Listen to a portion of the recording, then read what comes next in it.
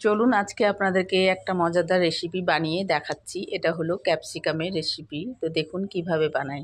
এখানে চিনেবাদাম আমি একটু ভেজে নিলাম, খোসাটাকে সুন্দর করে ছাড়িয়ে নিব। তারপরে এখানে ক্যাপসিকাম দুটো নিয়ে নিয়েছি, একটু লম্বা সাইজের সরু সরু করে কেটে নিয়েছি।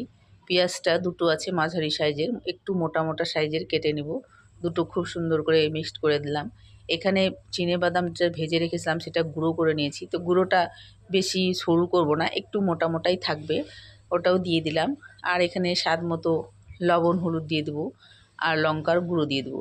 তো লঙ্কার গুঁড়োটা আমি কম দিয়েছি, কারণ আমি লঙ্কার গুঁড়ো খাই না, এই জন্য। তো একটু কালারের জন্য তো দিতেই হয়, তো আর একটু আপনারা বেশি করে দিবেন, তাহলে কালারটা আরও সুন্দর হবে।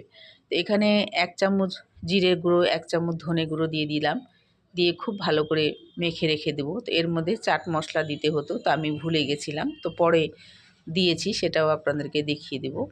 তো খুব ভালো করে মেখে রেখে দিলাম, 4-5 মিনিটের মতো রেখে দিয়েছি। তারপরে এখানে বেশ কিছুটা তেল দিয়ে দিলাম কড়াইয়ের মধ্যে।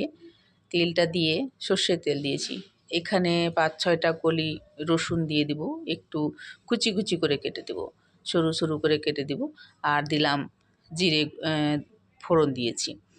আর এখানে রসুনটাও দিয়ে দিব। তারপরে স্বাদ মতো এখানে লঙ্কা দিয়ে দিয়েছি, লঙ্কার গুঁড়োটা, সরি, লঙ্কার গুঁড়ো বলে ফেললাম, এখানে লঙ্কা দিয়ে দিয়েছি কুচি।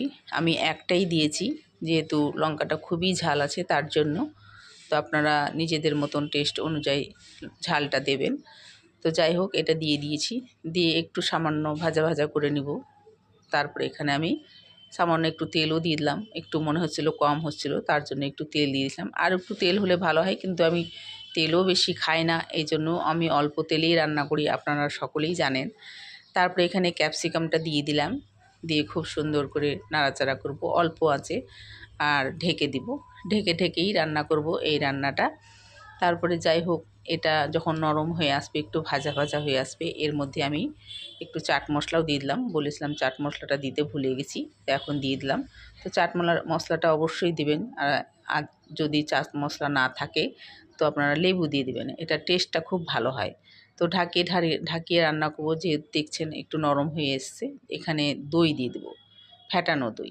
দইটা খুব সুন্দর করে ফেটিয়ে এখানে দইটা দিয়ে দিলাম। যখন দইটা দেবেন তখন আঁচটাকে কমিয়ে দিবেন, না তো বন্ধ করে দিবেন, না তো ফেটে যাবে। তো খুব ভালো করে নাড়াচাড়া করব। তো আমি আঁচটাকে বন্ধই করে দিয়েছিলাম, তারপরে একটু জ্বালিয়ে দেব। এই রান্নাটা রুটি এবং পরোটার সঙ্গে খুবই ভালো হয়, একবার হলেও আপনারা ট্রাই করবেন। যদি ভালো লাগে, লাইক শেয়ার কমেন্ট করবেন। ধন্যবাদ।